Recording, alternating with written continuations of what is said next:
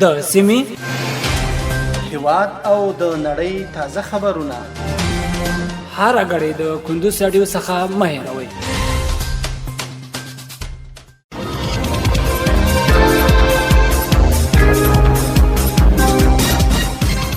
سلامونه او وخت مو په خیر. پام راوړم د کندوز رادیو د دې ساعت مهم او رسای خبرونو ته. نن شنبه د دغبرګولي 30مه نیټه ده چې د 2015 کال د جون له 14مې نیټې سره سمون لري. روانه خبري ګړئ درته زه عبدالجلیل احساس وړاندې کوم. خو په پیل کې هم د څو مهمو خبرونو سرټکي.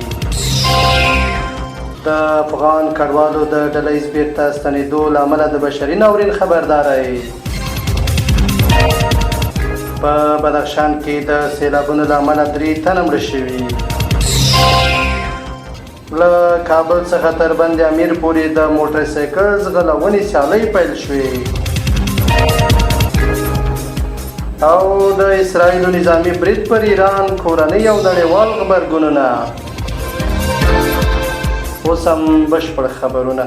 د افغان کډوالو د ډلهییز بیرته ستنېدونکو له امله د بشري ناورین خبرداری. د ملګرو ملتونو د کډوالو عالی کمشنري ویلي چې د لسګونه زره افغان کډوالو بیرته ستنېدل د افغانستان بشري ناورین لا پسې سخت کړی او بیرته ستنېدونکي ډېرو مرستو ته اړتیا لري. په یو تصویري راپور کې ویل شوي چې لسګونه زره افغان داسې هیواد ته بیرته راګرځي چې ډېری ورسره آشنا نه دي او دوی له یو نامعلوم راتلونکي سره مخ دي. راپور زیاتوي چې دا ډلهییز بیرته ستنېدل په داسې حال کې روان دي چې نږدې نیمایي افغانان بشري مرستو ته اړتیا لري او ورسره د کورنۍ بې ځایه کېدو خطر هم زیات شوی دی. په بدخشان کې د سیلابونو له امله 3 تنه مړه شوي.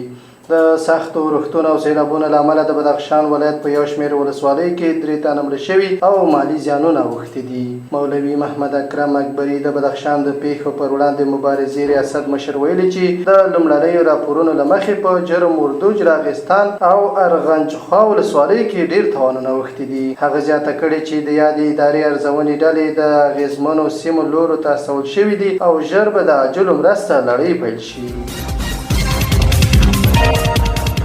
له کابل څخه تر بند امیر پورې د موټر سایکل ځغلونې سیالۍ پیل شوې.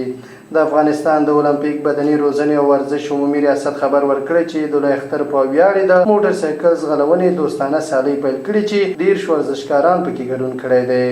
یاد ریاست په خپل ایکس پاڼه لیکلي چې دغه سیالۍ د موټر سایکل ځغلونې ملي فدراسیون په نوښت او د اولمپیک ادارې په همکارۍ ترسره شوي دي. سرچینه زیاتوي چې په دغه سیالۍ کې 10 تنه د لویانو په کټګورۍ کې سیالۍ ته راوتلي وو. او وروستی خبر دا چې د اسرائیلو نظامي برید پر ایران کورنۍ او نړیوال غبرګونونه. اسرائیل د جمعې په سهار د ایران پر 12 مهمو ښارونو نظامي بریدونه وکړل. دا بریدونه د ایران پر هستوي توغندي نظامي تاسیساتو د چارواکو پر استوګنځایونو حتی پر مشت ځایونو ترسره شول. ایراني رسانیو راپور ورکړی چې په دغه بریدونو کې لسګونه ملکیان په تیره ماشومان وژل شوي دي. د ایران مذهبي مشر علي خامنه‌ای، ولسمشر مسعود پزشکیان یو شمېر نورو چارواکو خبرداری ورکړی چې پر اسرائیل به سخت غبرګون وښیي. له بلې خوا زرګونه کسان د ایران په بېلابېلو سیمو کې لارو کوڅو کې راوتلي او د اسرائیلو پر ضد شعارونه ورکړي دي. دا د دې مهال مهم او وروستي خبرونه. تر بیا که وختونه لوی الله مل شه.